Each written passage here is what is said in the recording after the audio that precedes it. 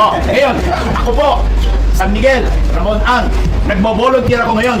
Ako nang tutulong sa buong Metro Manila baha at no cost to the people, at no cost to the government. Housing tsaka eskwela sa ibabaw ng ilog. Solve na yung baha ng buong Metro Manila. Wala na kayo hanap ko yun, no? Ay. Bakit kayo nag-iisip lagi ng kung ano-anong nuclear solution? Samantala, pwede naman, simple lang. Linisin lang natin yung ilog. Kaya, pag may problema, huwag tayo magtuturuan, di ba? Hanapin natin yung problema, imbestigahan natin. I take it upon myself. I will cooperate with all of you at no cost to you guys. Kami lang gagawa. Makikita nyo, kaya yung mga sinasabing solution ng baha ng Metro Manila, lalagyan doon ng water storage yung mga kalsada. Can you imagine mga kalsada, sementado, ang lalapat, makasagi mo, gagawin mo water storage? Kalokohan yun. Yung solution ng Metro Manila flooding is bara ng ilog. At yung mga tinayong sheet pile o tinayong kalsada, kailangan alisin, linisin. Solve ng baha ng buong Metro Manila. Tama-tama, hindi lang din na nag-road, pero naintindihan nila yung problema.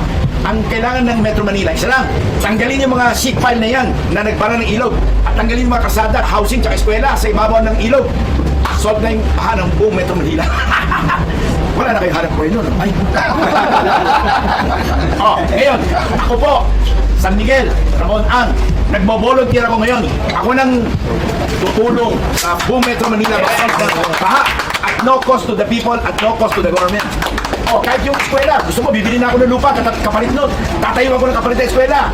Ang housing, bibili na rin ako lupa para tayuan ng pabahay yung mga tao doon. Para lang alisin natin yung mga pabahay at eskwela sa ibaba ng ilog. Kaya, pag may problema, huwag tayo magtuturuan, di ba? Hanapin natin yung problema, imbestigahan natin. Hindi nga ako satisfied sa drone eh. Helicopter ko ba yan siya? If you remember last year, di ba nagbaha yung Bikutan? South Luzon Expressway, Bikutan, hanggang dito tubig. Biniblame na naman ako. Pinapuntahan namin kung bakit. Meron pala na construction, naglilinis ng transit mixer. Binuhos yung konkreto sa kanal. Nanigas yung buong kanal. O kasalanan ba natin yun? Hindi. Wala na turuan. Pinalitan namin lahat ng kanal. Kami gumawa nun at our cost. Concrete cutter, ikasada, pinalitan kanal. Sinimento na bago. Ano ba kayo narinig? Wala. No cost to the government, ha? Sukat, tigpara. Ito na naman, same problem. Binyak namin, pinalitan ng bagong kanal. Last week, nagbaha yung Alabang. Kinraise namin kagad. Meron palang nagkamali na naman, nag-seat pile sa ilog. Outflow to Laguna Bay. Sinumbong namin kagad kay Mayor Biazon. Action kagad si Mayor Biazon. Di wala na baha ang Alabang. Nakakita niyo yung Southwood. Nagbabaha. Marado pa rin mga ilog. Nakita niyo Alaska area, San Pedro, Laguna. 50 years na po nagbabaha yan.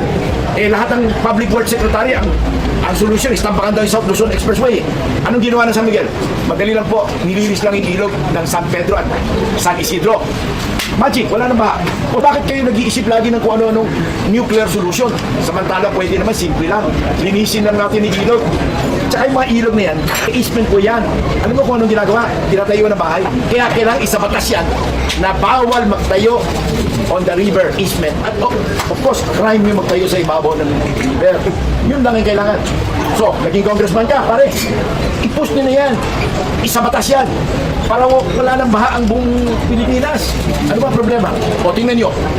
Nagbabaha everywhere. Ano ba problema? Nagpara lang pala yung ilog. Nagtuturuan pa tayo. Tapos pag nagbara yung ilog, ibig na linisin yung ilog, gawa natin wall para may hanap buhay. Ayun, patay. Yung wall. Pag nag-seat pipe, hindi sa gilid. Sa gitna, sinit pipe. Tapos pagka may baha na, ang dami na nila solution, ano? Kung kaya nyo lahat ng konkreto kalsada, gagawa natin ng water storage yan. Ilang minuto kaya mo istorbo sa ilalim ng kalsada? Baka 1 hour, baka wala po 30 minutes. But it will cost the taxpayer billions and billions of corruption. Kaya, kita nyo, if you notice, yung area of responsibility, nakita yung NAIA airport, every year baha yan. O ba this year, walang baha, lakas ang bagyo. Yung bagyo natin last 2 weeks ago, in 15 hours, 372 millimeter of water. Equivalent yan sa 24 hours of Undoy na 454, ha? So in short, bagyo na iya, wala baha. Kasi nilinis natin yung mga ilog. Ngayon yung mga ilog natin, linisin pa natin gusto. Ito pa ang problema. May mga genius nagtayo ng pumping station sa gitna ng ilog. Nagtayo muna ng pundasyon, tsaka naglagay ng bomba. Kung di lalo hindi makakadaan ng tubig, genius! Ganito, hindi na tayo magsisisya. Nakita mo, hindi ko na tinuturo kung sino. Pero, I take it upon myself. I will cooperate with all of you at no cost to you guys. Kami lang gagawa. Wow! Kita mo? Ang daming solution, ang daming pera pinag-uusapan. Kami lang gagawa. San Miguel na magkiklearing. Pero without your guys authorizing us, hindi namin magagawa yun. Paano namin bubunutin yung mga yun? But with MMDA and mayors, ay, yung lahat ng obstruction yan, buhutin natin para mawala na yung baha. Kailangan pa ba ng batas yun? Hindi na. Gawin mo lang. Pabayaan mo na sila magdemanda kung gusto nila. Matama. Oo. Yung tayo ng bahay sa gitna, tanggalin na yun. Bigyan natin ng pabahay para naman din nila sabihin, basta lang silang pinalis, di ba? Oo. So, di ba, ang liit ng problema. Kaya dami nyo pang genius na nakita ko sa television. Sabi ng mga master planner daw ay, kailangan hukayin yung mga kalsada, gawing water stories lahat yan. Bigyan ko yung example. Bakit nagbabaha sa Talayan Village, Quezon Avenue, Araneta Avenue? Bakit nagbabaha? Hindi nyo alam ano? Papakitaan namin kayo ng video. Yung tubig ng San Juan River, dapat yan pupunta sa Manila Bay. Guess what? Iniiwan nyo ng mga bahay. Kaya hindi makaliko yung tubig, hindi makalabas. Yung tubig yan, hindi ka dapat pinapaliko. So yung tubig, Crooked River, we should buy the right of way para dagdagan yung flow ng diretso. Hindi, tiniwan pa ng bahay. Eh, kawawa yung mga tiga Quezon Avenue, Talayan Village, Santa Mesa Heights. Nagsasara na yung Skyway. Tingnan mo sa lugar mo, sa NLEX, bakit nagbabaha? Ang baha ng NLEX. So, solving ko yung problema ng pare. Magkano gusto natin, no? Sama ko dyan. Pwede ba? Pwede ba ang bumaka sa pusta? Of course! Solve yan. Dali-dali na problema niyan. Pinapahirap pa. Ang dami pang kwento kutsero, di ba?